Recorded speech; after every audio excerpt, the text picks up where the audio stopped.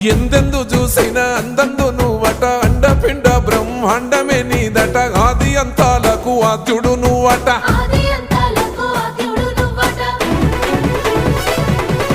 అంతమే లేనోడ శివుడో అంతట నీవై ఉన్నోడ శివుడో అన్ని నువ్వే నట శివుడో లోకమంతా నువ్వే నట శివుడో.